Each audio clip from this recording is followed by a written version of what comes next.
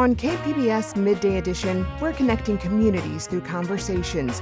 You'll hear truth around the leading issues and the leading controversies with historical context, along with perspectives that keep you informed, inspired, and make you think. Listen to the Midday Edition podcast and wherever you get your podcasts.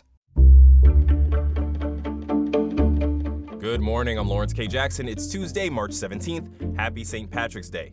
We'll tell you why an artillery shell exploded over the I-5 last fall. More on that next, but first, the headlines.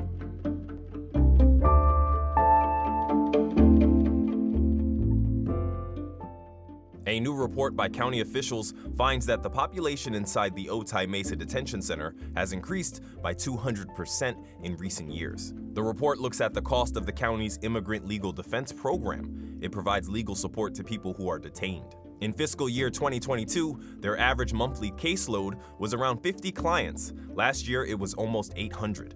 The program is bracing for funding challenges as they struggle to meet increased demand. This week is going to be hot. Record-breaking hot. We're expecting temperatures of 80 to 90 degrees near the coast, while inland areas could get up to 105 degrees. Friday is expected to be the hottest day of the week. A heat advisory is in effect until Friday evening for the city of San Diego and the valley areas of the county. Authorities recommend hydrating, staying out of the sun, and checking in on at-risk neighbors. It's Coyote Awareness Week in California. And if you notice more coyotes lately, it's not just you. It's mating and pupping season for the coyotes, so they're out and about looking for food. Every year, the nonprofit Project Coyote uses this season to spread awareness about how to protect and coexist with coyotes. San Diego wildlife experts say it's important to take simple precautions to keep people and wildlife safe. You can do that by supervising your pets, securing your trash, and keeping a safe distance from coyotes. From KPBS, you're listening to San Diego News Now. Stay with me for more of the local news you need.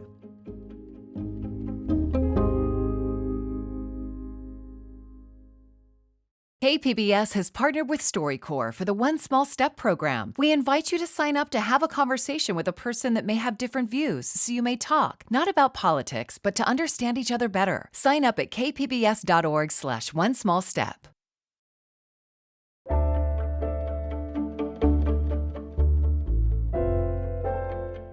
The Marine Corps says a defective fuse likely caused an artillery shell to prematurely explode over Interstate 5 last year during an event with Vice President J.D. Vance. Military reporter Andrew Dyer says a Marine investigation found no one at fault. A Marine Corps investigation released Friday says a 1 in a million defective fuse led to the detonation over Interstate 5 during the Marine Corps 250th birthday event. Doug Krugman led infantry units in Iraq and Afghanistan. He was promoted to colonel before retiring last year. He says he's never seen this type of misfire before. This type of overhead artillery fire is approved, and frankly, it's something I've done before, and I've done it with comfort in both peacetime training in the U.S. and in combat. Investigators interviewed base range control officials who said the beach firing point hadn't been used since the late 1950s and never before with traffic on the interstate. Whether to close the freeway was the subject of debate between state and federal officials in the days leading up to the event. Governor Gavin Newsom ordered the freeway closed for the artillery shoot. Andrew Dyer, KPBS News.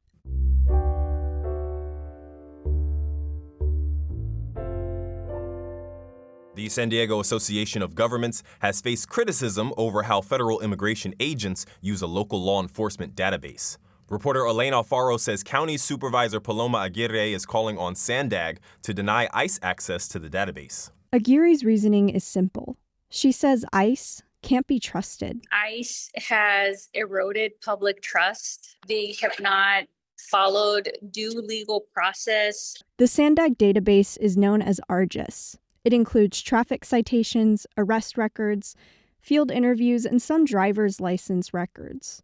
KPBS previously reported that federal immigration agencies have access to this data. Even if you've been randomly stopped for a traffic stop violation, they could use potentially that information to track down target names that they may have. The federal agencies are prohibited from using the data for immigration enforcement. But SANDAG is currently not allowed to do audits to check on how the data is being used. El Cajon Mayor Bill Wells also sits on the SANDAG board. He's not worried about ICE using the database. we've been given assurances after assurances that this data can't be used by ICE. The SANDAG board discussed ARGIS in private session last Friday and may bring it back for public discussions soon. Elaine Alfaro, KPBS News. A recent survey from UC San Diego found only 60% of eligible voters were confident that votes in the midterm elections will be counted accurately. UCSD professor Lauren Prather sat down with Public Matters host and reporter Jake Gatta. In the second part of the conversation, they discussed what can be done to rebuild that trust. So do you think that the politicians who are driving these changes, the things that are impacting trust in our elections, do you think that there's a potential that they're hoping for less trust in our elections and how that might deter some voters from showing up? I think it's possible. I can't project myself into the minds of politicians, but I think it's a double-edged sword because on the one hand, you might deter some voters, which might boost your numbers in the poll. On the other hand, it undermines your legitimacy. We know that trustworthy elections make governments and leaders viewed as more legitimate. Their policy desires then become easier to enact if everyone thinks they're legitimate. Citizens are more likely to follow those rules than if they believe the government is a legitimate authority. And so you're sort of shooting yourself in the foot if you undermine elections and undermine their credibility, because it ultimately undermines your own and your own administration's credibility. We've seen this all over the world.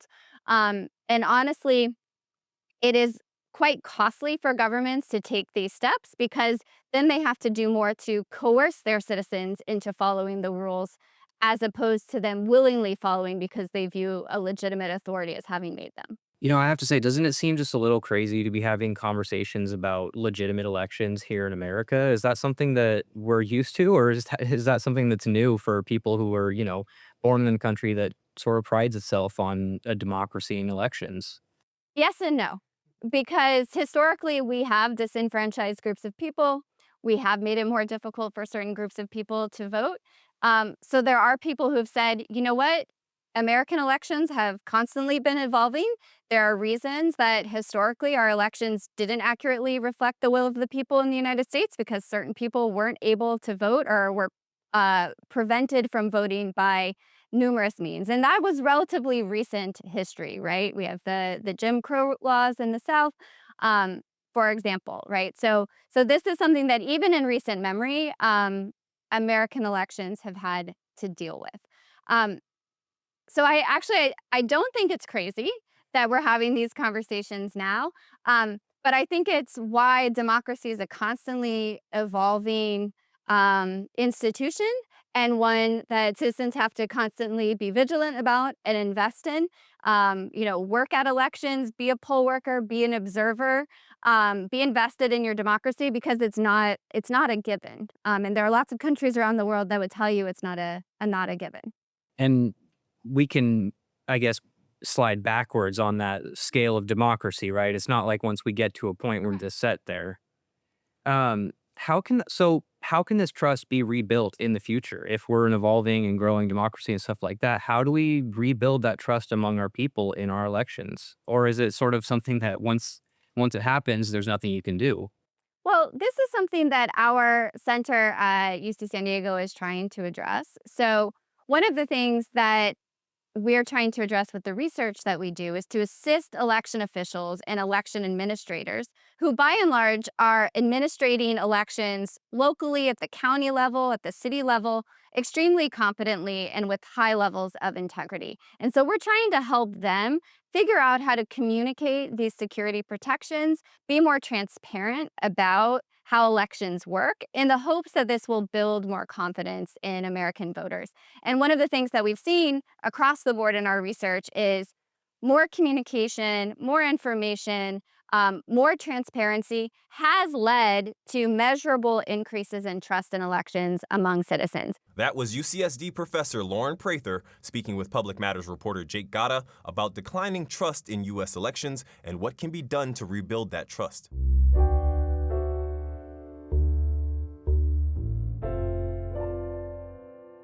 There's a new garden spot in Paradise Hills with a surprising past. Reporter Tammy Murga takes us to this former landfill-turned-sanctuary. For years, Wes Jansen and his wife Nancy passed by a barren piece of land within Paradise Hills Community Park. It was a small landfill decades ago, and even though it was capped to prevent greenhouse gas emissions, nothing was ever built. It was a weed-infested field, and being an advocate for my community, I said, we deserve better than this. The Jansens saw potential, so they went to the city of San Diego with an idea. Pretty significant palette of plants has co-adapted in our climate to live in this climate without an irrigation system. We could establish a demonstration garden and make it a nicer place for the community to recreate. The city liked their idea, but couldn't fund their vision at the time. With some public and private donors, Paradise Hills residents began building the garden 5 years ago. Today, the garden is blooming with diverse plant life. It's got California poppies, young cypress and oak trees, desert thorns, and cacti. Its grand opening is scheduled for April 18th. Tammy Murga, KPBS News. That's it for the podcast today. As always, you can find more San Diego news online at kpbs.org. I'm Lawrence K. Jackson. Thanks for listening and subscribing. By doing so, you're supporting public media, and I really want to thank you for that. Have a great day.